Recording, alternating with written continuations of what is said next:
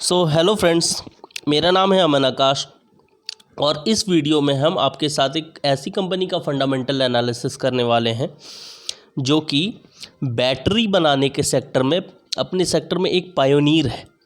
तो इस कंपनी का नाम आपको ऑलरेडी इस कंपनी का नाम आपको ऑलरेडी मेरे स्क्रीन पे दिख रहा होगा। इसका नाम है एक्साइड और ये लगभग 6 दशक से पिछले 60 सालों से ये बैटरी बना रही है। अपने ये जो अपना इनका फील्ड है बैटरी बनाने का, उसमें ये बहुत आगे हैं और अभी ये लगभग 8 तरीके के बैटरी बनाते हैं।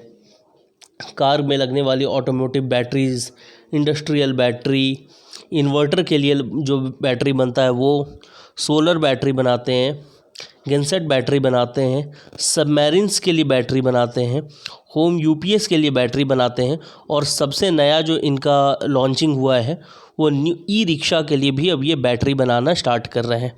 इनफैक्ट उन्होंने स्टार्ट कर भी दिया है। आइए दोस्तों, इस वीडियो में हम एक क्विक एडुकेशनल रिव्यू करेंगे इस कंपनी के बारे में और आपको इस रिव्यू के बाद आपको अपने इन्वेस्टमेंट डिसीजंस लेना आसान हो जाएगा।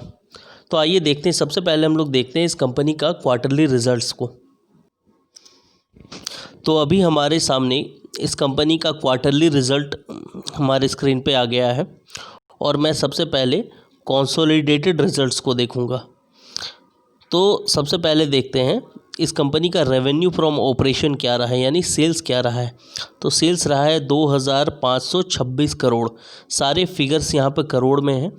तो लगभग 2500 करोड़ रुपए का सेल्स रहा है जून के वाले क्वार्टर में। अगर इसको क्वार्टर ऑन क्वार्टर बेसिस पे देखते हैं, यानी कि पिछले क्वार्टर में देखते हैं 31 मार्च वाले क्वार्टर में, ये 3400 करोड़ रुपए का सेल रहा था जो कि घट कर 2500 करोड़ रुपए आ गया। तो यहाँ पर सेल्स में लगभग 10 से 20% तक का 20% के आसपास तक का गिरावट है। अगर आप इसको ईयर ऑन ईयर बेसिस पे देखते हैं, यानी कि पिछले 30 जून यानी क्वार्टर वन ही 2019 का, उसके हिसाब से देखते हैं तो उसके हिसाब से भी ये फिगर बहुत ही गिरा हुआ है। तो ये फिगर क्यों गिरा हुआ है ये तो समझ में आ रहा है, क्योंकि लॉकडाउन में इनका लगभग जो फैक्ट्रीज़ खुला था, इनका प्रोडक्शन स्टार्ट हुआ तो वो मिड मई में स्टार्ट हुआ था।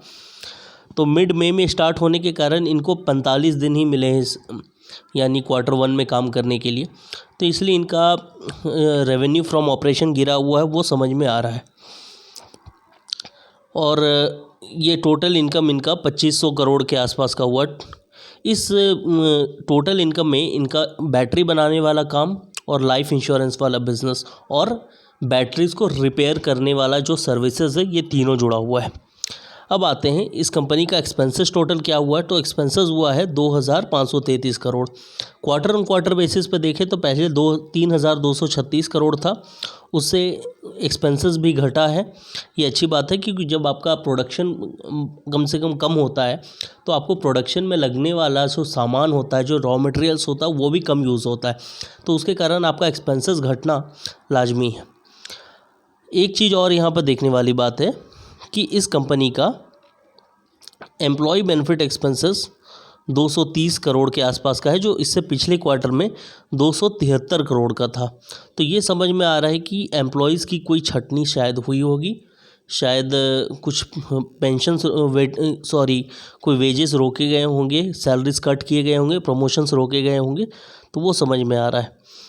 अब आते हैं इस कंपनी का डायरेक्टली हम लोग प्रॉफिट आफ्टर टैक्स पे देखते हैं, यानी कि नेट प्रॉफिट पे देखते हैं, जिससे इन्वेस्टर सबसे ज़्यादा कंसर्न रहते हैं। तो इस कंपनी ने इस क्वार्टर में कंसोलिडेटेड बेसिस पे लॉस बुक किया है 13 करोड़ 56 लाख रुपए का। पिछले क्वार्टर में बात करें, यानी क्वार्टर ऑन क्वार्टर बेसिस पे बात करें, तो 235 करोड़ रुपए का प्रॉफिट था, जो कि डायरेक्टली इस क्वार्टर में आकर के लॉस में कन्वर्ट हो गया।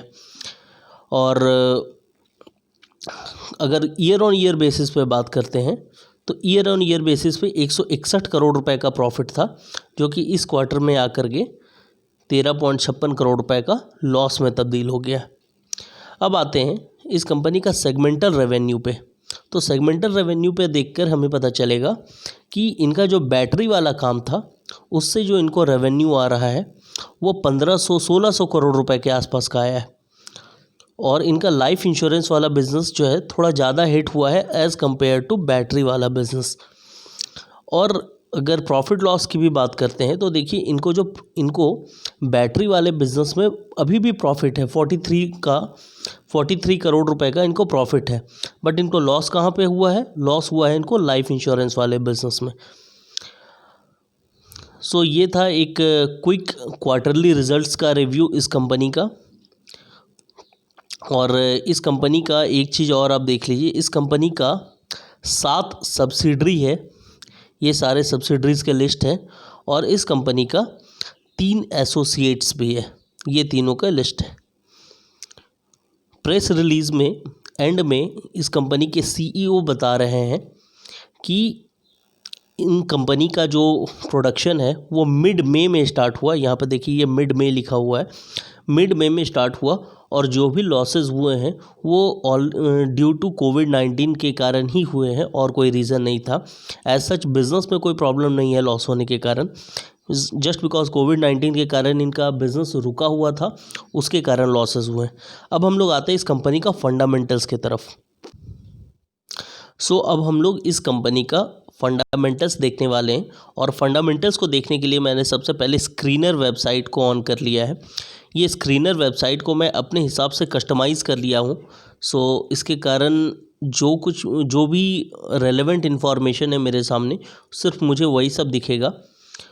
सो सबसे पहला है कि इनका मार्केट कैप आज के डेट में 14,000 करोड़ रुपए है। सो ये एक टाइप का लार्ज कैप कंपनी में ही अब आती है। करंट शेयर प्राइस इसका 175 रुपये के आसपास है।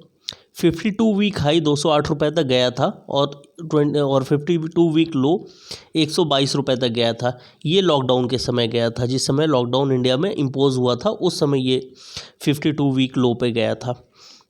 अगर इस कंपनी का बुक वैल्यू देखते हैं, बुक वैल्यू पर शेयर, तो वो 76 रुपये का है। इसका मतलब होता है कि आज के दिन अगर इस कंपनी को बंद कर दिया जाए तो हर एक शेयर होल्डर को कम से कम 76 रुपीज़ तो मिल ही जाएगा।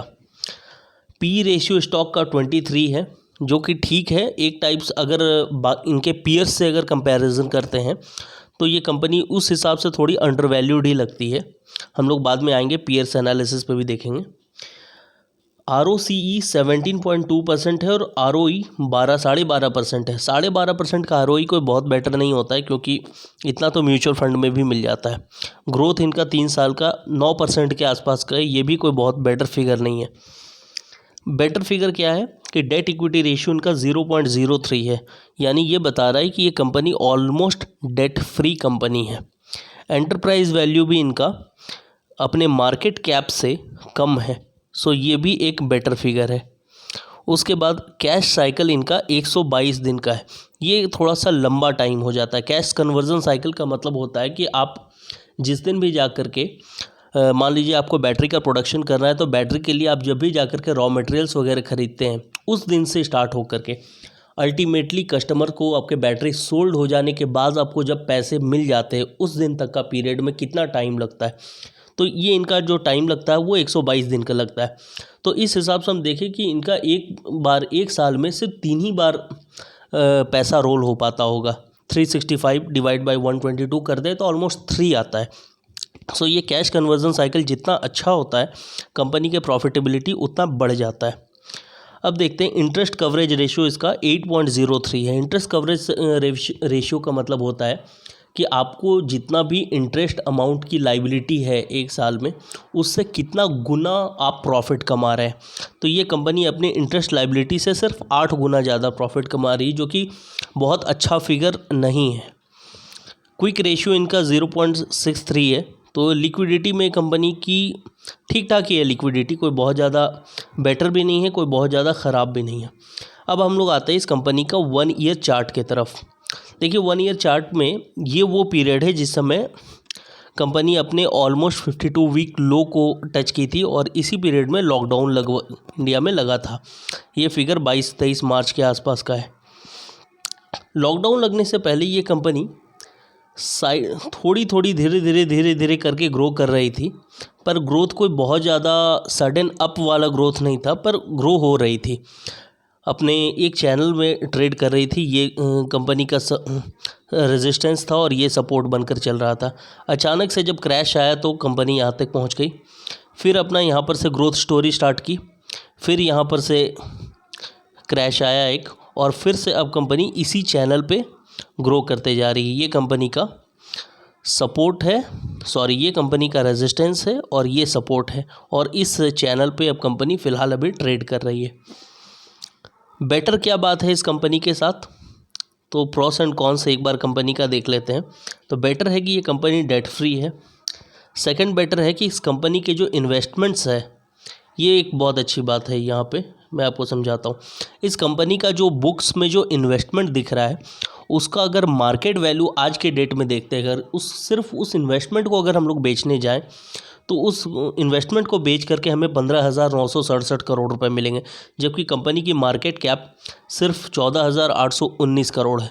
इसका मतलब इस कंपनी में ग्रोथ के लिए पोटेंशियल अभी बहुत है। थोड़ी अंडर वैल्यूड कंपनी लग रही है इस हिसाब से कंपनी। तीसरी बात है कि कंपनी डिविडेंड रेगुलरली पे करते रहती है, 32-33% का डिविडेंड पे करती है। और मैं जब आज इस कंपनी के लिए वीडियो बना रहा हूँ, तो 2021 फाइनेंशियल ईयर में भी इस कंपनी ने इंटरिम डिविडेंड पे किया है। ख़राब क्या है कंपनी के साथ कि सेल्स ग्रोथ कंपनी का कोई बहुत बेटर नहीं है, सिर्फ 9% के आसपास का है जो ख़राब है। लो इक्विटी, रिटर्न ऑन इक्विटी 13% के आसपास का है, जो कि हमें म्यूचुअल फंड में भी मिल जाता है। तो ग्रोथ स्टोरी कंपनी की कोई बहुत अच्छी नहीं है, पर कंपनी फंडामेंटली स्ट्रॉन्ग दिख रही है और पोटेंशियल फॉर ग्रोथ दिख रहा है। अब हम लोग आते हैं पीयर्स एनालिसिस के तरफ, यानी इस कंपनी को कंपनी के कंपटीटर से एक बार कंपेयर करते हैं। तो देखिए इस कंपनी का पी रेशियो 23 है। बाद बाकी कंपनीज़ का अगर पी रेशियो देखते हैं, तो सबका पी रेशियो इसके पी रेशियो से एक साइड से ज़्यादा ही है। तो उस हिसाब से अगर हम लोग देखें, तो इस कंपनी का भी मार्केट प्राइस बढ़ सकता है, क्योंकि फंडामेंटल्स तो ठीक ठाक ही दिख रहा है। सेकंड, इस कंपनी का जो ROE है वो 12% है, जो कि इनके इसी सेक्टर में काम करने वाले दूसरे कंपनीज़ का अगर हम लोग देखते हैं ROE, तो किसी का 20% भी है, किसी का 18% भी है, और ये कंपनी बैटरी बनाने में एक टाइप की लीडर है। सो इसका ROE और बढ़ सकता है, बढ़ने के चांसेस हैं। अब देखते हैं third, ROE debt equity ratio इनका 0.03 है। तो 0.03 वर्चुअली डेट फ्री कंपनी है ये, और इनका डेट इक्विटी रेशियो बहुत अच्छा है। कंपेयर करें तो लगभग सारी कंपनी इस सेक्टर में जिसमें ये काम करती है, वो सारी की सारी कंपनी डेट फ्री ही है, और ये भी डेट फ्री है। सो ये बेटर बात है। क्विक रेशियो भी इस कंपनी का कोई बहुत ज़्यादा बेटर नहीं है बाद बाकी कंपनी से अगर कंपेयर करें, सो थोड़ा सा ख़राब है, बट ये एवरेज है। मतलब क्विक रेशियो एवरेज में है, कोई बहुत ज़्यादा अच्छा भी नहीं है, कोई बहुत ज़्यादा ख़राब भी नहीं। क्वार्टरली रिजल्ट्स तो हमने पहले ही डिस्कस कर लिया है, और हम लोग आते हैं अब directly profit and loss segment में। प्रॉफिट लॉस सेगमेंट में एक चीज़ देखने वाली, कंपनी 2009 से लेकर के 2020 तक रेगुलरली हर साल कंपनी का सेल्स इंक्रीज़ होता गया है। सो ये ग्रोइंग जो इनका स्टोरी है, ऑल्दो ग्रोथ रेट कोई बहुत अच्छा नहीं है, पर ग्रोथ हर साल में है, कभी भी किसी साल में सेल्स गिरा नहीं है। तो अगर कभी सेल्स गिरेगा तो हो सकता है 21 में ही सेल्स इनका गिरे, और वो भी रीज़न होगा कोविड-19 के कारण। अगर कंपनी के प्रॉफिट्स को देखते हैं, तो नेट प्रॉफिट भी अगर इस कंपनी का देखते हैं, तो नेट प्रॉफिट भी इस कंपनी का रेगुलरली बढ़ता गया है, कभी भी गिरा नहीं है। तो नेट प्रॉफिट का भी ग्रोथ स्टोरी इस कंपनी का बहुत अच्छा है, और कंपनी हर साल लगभग 20 से 25% तक के आसपास का डिविडेंड देती आई, कभी कभी तो 45% डिविडेंड भी देती आई है। कंपनी का अगर रिटर्न ऑन इक्विटी के हिसाब से एक डाटा और देखें, तो लास्ट 10 साल में 16% रिटर्न दी है, लास्ट के 5 साल में 14% रिटर्न दी है, लास्ट के 3 साल में 13% रिटर्न दी है, और लास्ट ईयर में 12% या 12.5% रिटर्न दी है, जो कि 12.5-13% के आसपास का रिटर्न ठीक नहीं। 16% वाला जो रिटर्न है ये एवरेज में माना जाता है, मतलब ये ठीक ठाक है अगर रिटर्न ऑन इक्विटी है तो, लेकिन 13% 14% का रिटर्न कोई बहुत बेटर नहीं होता है। अब आते हैं इस कंपनी के बैलेंस शीट की तरफ। बैलेंस शीट में सबसे पहली चीज़ मैं कभी भी किसी कंपनी का देखता हूँ, तो सबसे पहले रिजर्व्स को देखता हूँ, और रिजर्व्स इस कंपनी का रेगुलरली बढ़ा है, किसी भी साल में इनका रिजर्व्स घटा नहीं है। तो ये बात तो समझ में आती है, अगर कंपनी का प्रॉफिट्स बढ़ेगा तो रिजर्व्स तो बढ़ेगा ही बढ़ेगा।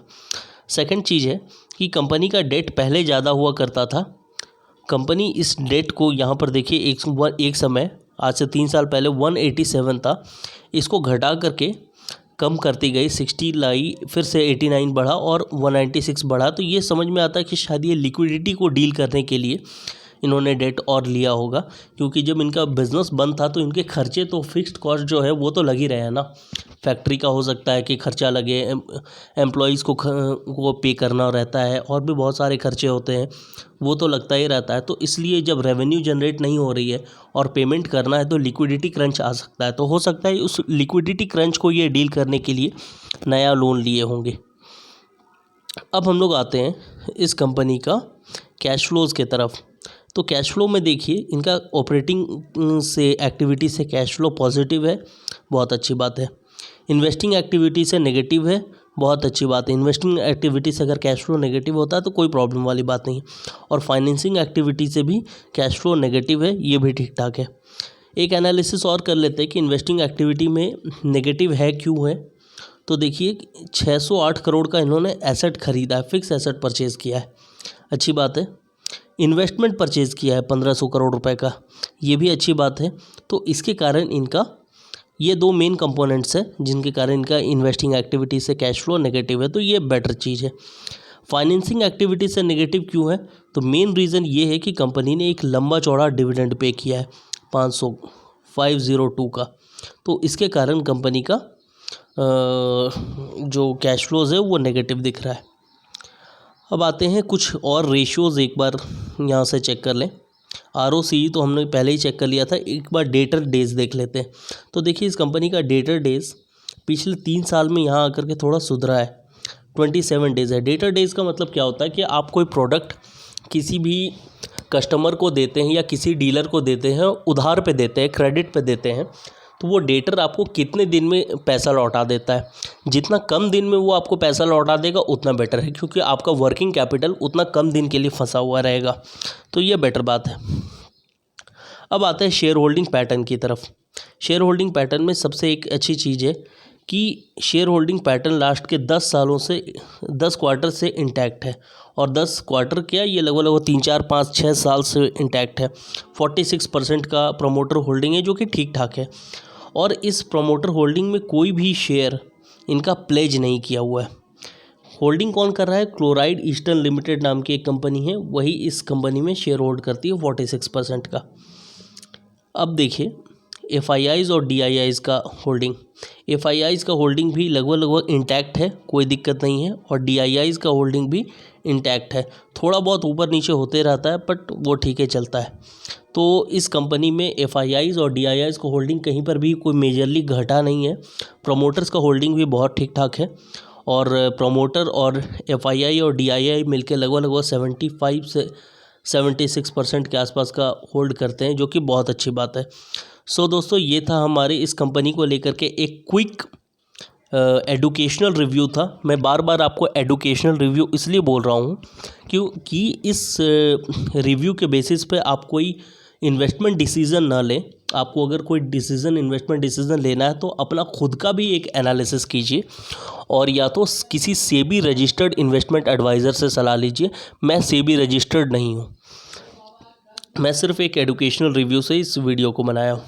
सो गाइज़, मुझे लगता है कि मैंने इस कंपनी का फुल्ली फंडामेंटल एनालिसिस एक किया है। हो सकता है कि आपको पसंद आया होगा। अगर आपको पसंद आया तो प्लीज़ आप और लोगों के साथ इसको शेयर कीजिए, और मेरे चैनल को लाइक कीजिए, सब्सक्राइब कीजिए। So thank you very much, bye bye.